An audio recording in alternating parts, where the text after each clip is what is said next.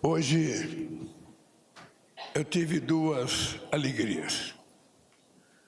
Primeiro, porque a apresentação do companheiro Paulo Teixeira, na apresentação da proposta para os pequenos e médios produtores brasileiros, foi de muita felicidade e uma coisa que vai trazer benefício na medida em que nós estamos estimulando o acesso dessa gente a máquinas, a implementos agrícolas para aumentar a produção.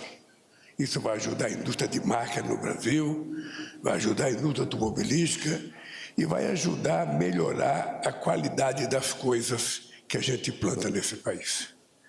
Eu lembro, Fávaro, que eu estava numa caravana da cidadania em Santa Maria, no Rio Grande do Sul, quando eu visitei uma pequena propriedade e a mulher partiu um salame para a gente tomar café.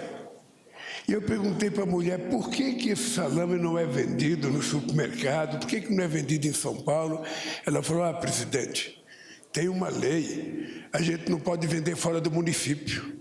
A gente só pode vender aqui em Santa Maria, se a gente sair do município, não pode. O Roberto Rodrigues era meu ministro de Agricultura. Eu cheguei para o Roberto Rodrigues e disse, Roberto, nós precisamos resolver esse problema. Não é possível que o Ministério da Agricultura não tenha competência de contratar as pessoas adequadas para fiscalizar a qualidade dos produtos dos pequenos produtores e permitir que eles possam participar no supermercado, nas grandes empresas de atacadista desse país, para vender os seus produtos. Nós compramos produtos franceses sem saber com quem planta, compramos produtos italianos, compramos produto alemão. Por que não pode comprar os produtos brasileiros, feitos por brasileiros, fiscalizados por brasileiros? E nós fizemos a lei. Só que entre fazer a lei e ela ser regulamentada, é o tamanho do Oceano Atlântico. Ela nunca foi regulamentada, por isso que você descobriu que não estava funcionando. Porque aqui no Brasil tem coisa que demora para ser regulamentada. Entre você tomar uma decisão e essa decisão acontecer, leva tempo. E leva muito tempo, sobretudo, quando a gente discute ajudar os mais desafortunados, os mais humildes desse país. E agora eu estou feliz por causa desse plano Safra para a agricultura empresarial nesse país. Primeiro, porque, Fávaro, eu nunca me importei, nunca levei em conta divergência política quando você tem a responsabilidade de governar o país. Você não governa um país ideologicamente, você não governa um país com mágoa, você não governa um país com ressentimento. Você governa um país em função da qualidade do país que você sonha em criar. E eu não tenho nenhuma preocupação de dizer para qualquer empresário da agricultura aqui, foram nos meus governos e no governo da Dilma que a gente teve os maiores planos Safra da história desse país. Aí pode pegar Marechal Deodoro da Fonseca, pode pegar Café Filho, pode pegar Getúlio Vargas, pode pegar Juscelino, pode pegar Fernando Henrique Cardoso, pode pegar Collor, pode pegar Bolsonaro. Nós fizemos sempre os melhores planos Safra desse país. E nunca pedi para nenhum empresário agradecimento. Eu faço por obrigação, porque eu sei a importância da agricultura brasileira e eu sei o significado de vocês. Mais ainda, possivelmente vocês nunca tiveram um presidente da República que tivesse coragem de enfrentar os chamados desenvolvimentistas das capitais, da indústria, que muitas vezes trata de forma pejorativa o crescimento das exportações de commodities, como se commodities fosse uma coisa tão insignificante, você está importando coisa, é importante exportar produto industrializado, com mais tecnologia, mão de obra mais qualificada, mais salário, tudo maravilhoso. Mas o fato de eu querer exportar produtos manufaturados de uma indústria mais sofisticada não me obriga a negar a quantidade de tecnologia e genética que tem na agricultura brasileira hoje, que disputa com qualquer país do mundo. As pessoas muitas vezes se esquecem de dar conta da quantidade de tecnologia que tem num grão de soja, do aperfeiçoamento na qualidade do nosso café, do aperfeiçoamento que nós temos no milho, ou seja, em tantas outras coisas extraordinárias que nós temos. Eu lembro que quando nós começamos a criar o programa de biodiesel e tentar colocar isso como combustível de verdade nesse país, eu lembro a quantidade de inimigos que eu tinha pelo mundo afora. O Lula está tentando utilizar o alimento, o Lula está colocando alimento para produzir óleo diesel, está não sei o que lá incentivando o álcool.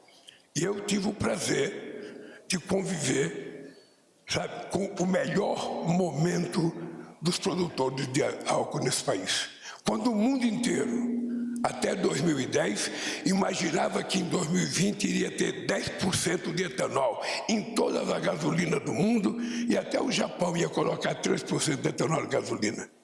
Eu lembro que o Alckmin era governador de São Paulo e nós recebemos no ano 98 investidores estrangeiros que vieram para cá na perspectiva de entrar na questão do etanol. Depois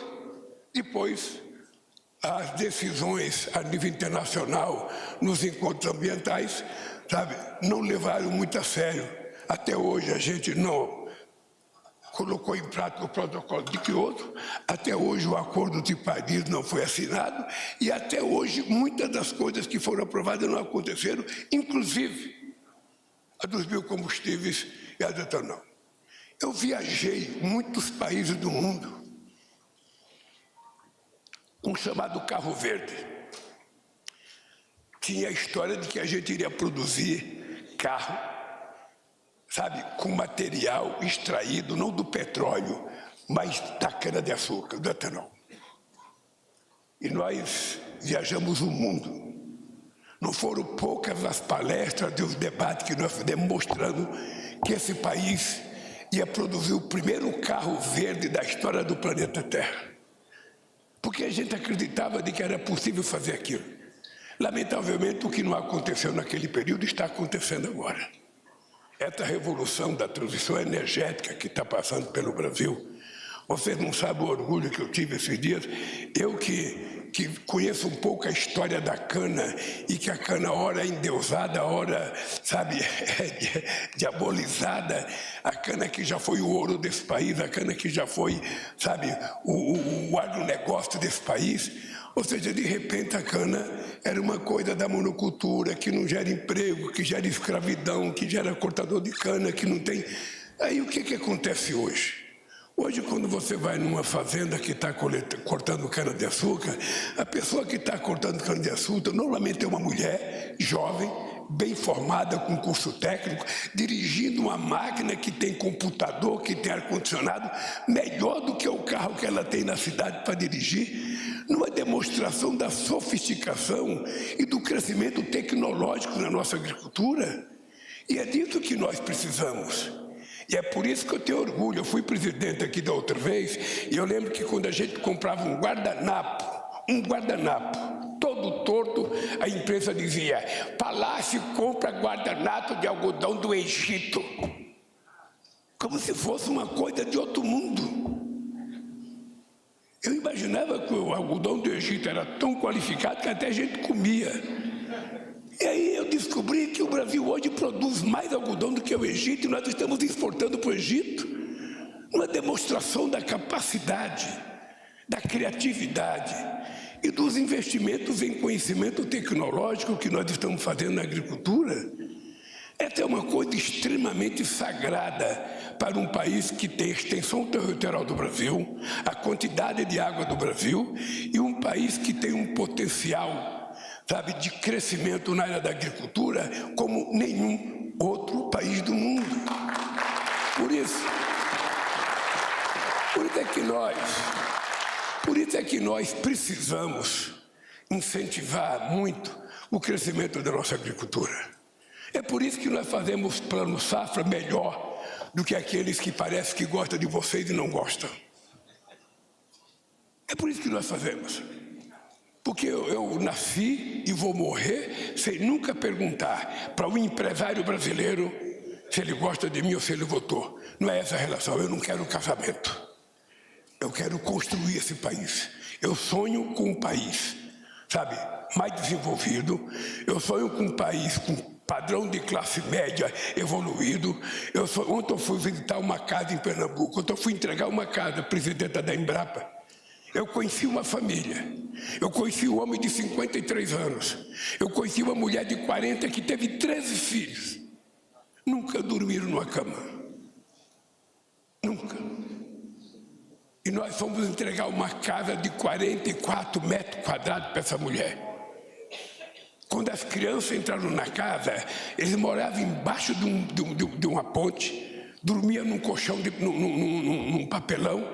Ou seja, ninguém acreditava. A gente deu uma casa mobiliada para ela. Deu uma casa mobiliada.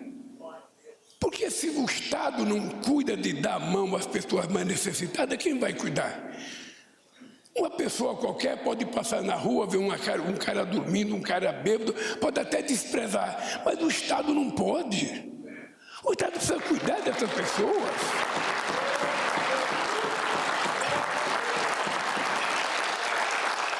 Tem gente que acha que o Lula fez opção pela pobreza. Não, não fiz opção. Eu não quero ser pobre. E acho que ninguém gosta de ser pobre. Todo mundo quer viver bem. Todo mundo quer estudar bem. Todo mundo quer comer bem. Todo mundo quer passear. Todo mundo quer ter um carro. Todo mundo quer ter um bom telefone. Todo mundo quer ter um bom computador. Não é assim que as pessoas evoluem. Teve um cidadão que não era comunista, chamado Henry Ford, que ele dizia para todo mundo ouvir: eu quero garantir aos meus trabalhadores um bom salário para ele poder comprar os carros que eles produzem aqui. Companheiros e companheiras, vocês sabiam que quando nós deixamos a presidência da República em 2010, esse país vendia 3.800.000 carros? Vocês sabiam que quando eu voltei em 2023, esse país só produzia 1.800.000? Metade dos carros que a gente tinha produzido há 15 anos atrás. O que aconteceu?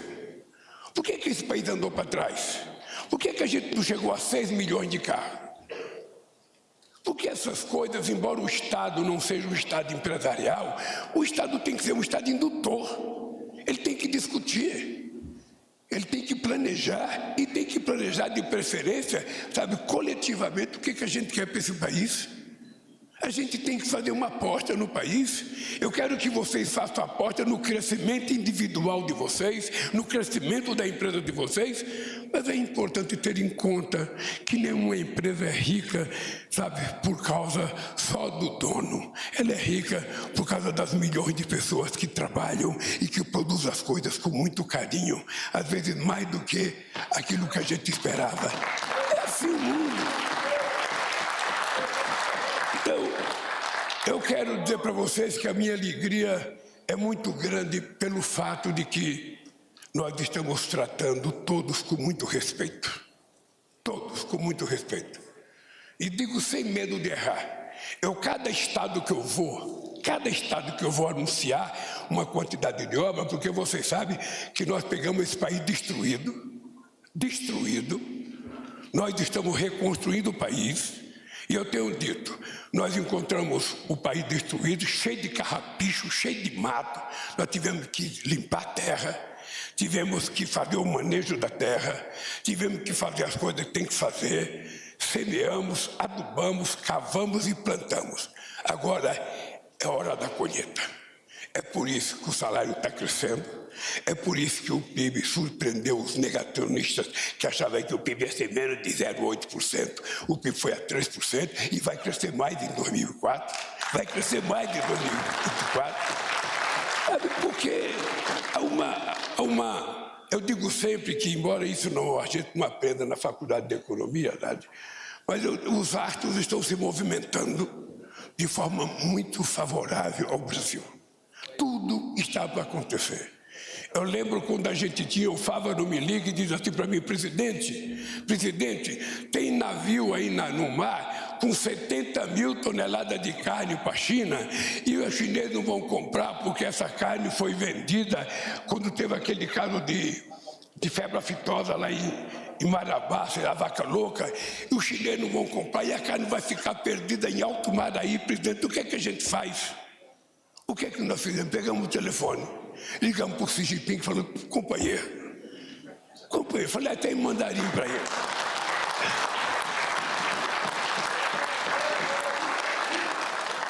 Falei, companheiro, dá uma mão aí, ajuda a gente, pô. Como é que nós vamos perder 70 mil toneladas de carne nos altos do Oceano Atlântico? O que eles fizeram? Compraram. Esse dia eu fui inaugurar um frigorífico. E por que eu fui inaugurar? Porque é simbólico. Desde 2018, que esse frigorífico tinha ficado pronto para vender carne para a China. Você estava lá, governador? Foi no Mato Grosso do Sul. Desde 2018, o frigorífico pronto para vender carne para a China e eles não compravam nem um pedaço de carne. Nós fomos lá para dizer, nós vamos vender essa carne. E exportamos. Eu tive o prazer de colocar uma picanha que foi para a China para o Xi Jinping comer. Bem, eu então quero dizer para vocês que hoje é um dia feliz. Feliz por conta da agricultura brasileira. Porque nós temos que ter uma preocupação. Veja, nós temos quase 4.600.000 propriedades com menos de 100 hectares. Dessas você tem quase 2 milhões que são micropropriedades. Sabe aquele pessoal que, sabe, a minha mãe tinha 2 tarefas. O que é uma tarefa? É nada. Então essa gente que tem 2 hectares, 3 hectares, nós precisamos levar a tecnologia e conhecimento, porque é a tecnologia e o conhecimento que vai permitir que ele produza em escala alguma coisa. Ele não tem que produzir feijão, ele não tem que plantar eucalipto, ele tem que produzir coisa que tenha valor agregado, hortifruti e granjeiro, sabe? Nós temos que incentivar. E o governo precisa ter consciência de que na hora que a gente incentivar as pessoas a plantar, a gente vai ter que garantir que eles não vão ter prejuízo, porque a gente vai ter que comprar o que ele produziu para não jogar fora. Eu já vi gente jogar tomate para os boi, para os porcos, porque não tinha preço. Eu já vi criador de frango, não sei se era verdade, sabe, queimando não sei quantos milhares de pitinhos porque não tinha preço. Eu já vi o Delfineto dizer que a responsabilidade da inflação era por conta do chuchu. Vocês estão lembrados? Isso não pode acontecer num país sério. Como é que você pode ter uma inflação por conta do chuchu? Chuchu que é uma coisa que dá em qualquer lugar. Pô, vou mandar plantar chuchu? Cada um de nós planta na sua casa um pé de chuchu e vamos ter chuchu para nunca causar inflação?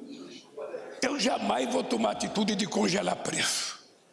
Foi a maior gelada do mundo que fizeram.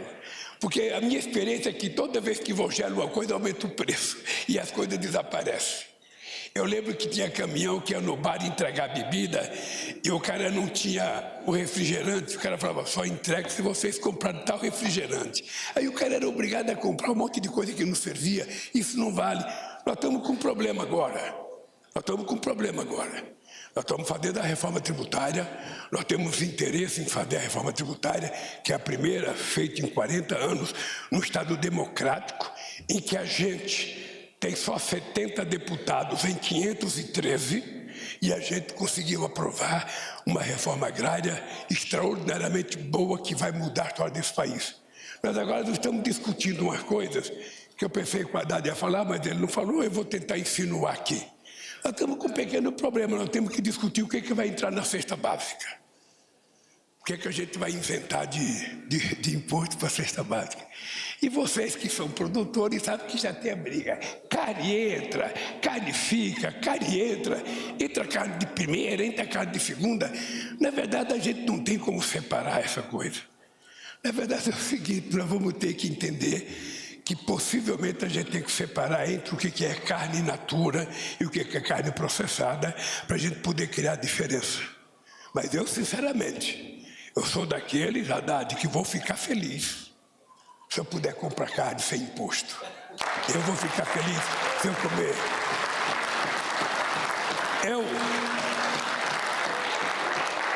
Eu que prometi durante a campanha que o povo ia voltar a comer picanha e tomar cerveja, sabe, eu fico ludiado. Outra coisa, os companheiros caminhoneiros que estão com problema aí, porque o frete está baixando, a produção caiu, e gente está endividada, a gente vai tentar cuidar de vocês. A gente vai tentar ver se a gente consegue também resolver esse problema. Porque eu quero que vocês compreendam, só tem a necessidade de existir governo se tiver problema. Se tiver tudo certo, você não precisa de político. Se tiver tudo certo, você contrata um consultor ou contrata um gestor. Como aquele pessoal das lojas americanas, eram todos gestores competentes que deram um barco de 40 bilhões nesse país. Quando a coisa engrossar, você precisa de um político. Pode ter certeza disso. Quando a coisa engrossar, você não precisa de gestor, você não precisa de consultor. Você precisa de um político que saiba tomar as decisões na hora certa. E por isso, eu quero terminar. Eu tenho um discurso por escrito, eu nem li aqui, porque o discurso não falava o que eu ia falar, então eu resolvi falar. Eu queria só dizer para vocês o seguinte, companheiros e companheiras. Eu só queria que vocês soubessem o seguinte, a gente vai continuar trabalhando, porque a única razão pela qual eu votei a concorrer à presidência da República é porque eu acredito numa coisa chamada democracia. Eu acredito numa coisa chamada democracia porque sem ela nada dará certo. E a sociedade tem que debater. Tem muito de vocês que às vezes fica chateado, não, porque esse governo do Lula, eles são favoráveis aos sem terra, porque o sem terra invade terra. Vamos ser francos. Hoje, não é o sem terra que toma a terra de vocês, são os bancos que tomam a terra de vocês. Não é mais o João Pedro Stedley. São os bancos que estão tomando a terra de vocês. Então, se a gente for sincero entre nós e a gente for honesto entre nós não precisamos, ser compromisso ideológico. Eu tenho que gostar do Lula. Não precisa gostar de mim. Eu certamente vou gostar de vocês, porque eu não desprezo possíveis eleitores. Eu trato bem todo mundo. Eu certamente vou tratar bem. Mas o que eu queria era que vocês levassem em conta, nós vamos tentar resolver um problema sério e transformar o Brasil definitivamente num país grande, num país poderoso. E aí nós temos que viajar, o Fávaro sabe, eu falo, tem que viajar, nós temos que vender o nosso produto lá fora, vamos convencer os indianos a comer um pouquinho de carne, porra, vamos, a tomar nosso café, vamos tentar fazer, porque se a gente não fizer propaganda do nosso, quem vai fazer? Esse mundo comercial é uma competição e eu quero terminar agradecendo aos empresários responsáveis desse país que sabem que hoje o cuidado que a gente tiver com a qualidade do produto que a gente produzir, o cuidado que a gente tiver com a preservação ambiental, o cuidado que a gente tiver com as nossas nascentes que geram água potável nesse país é o que vai garantir valor agregado nos nossos produtos agrícolas no mundo inteiro. Por isso, boa sorte, que Deus ajude vocês e que esse país possa tirar disso proveito. Um abraço. Poder Monitor, a ferramenta mais completa para monitorar os 3 poderes. Acesse agora poder.cc/monitor e ganhe 30 dias grátis.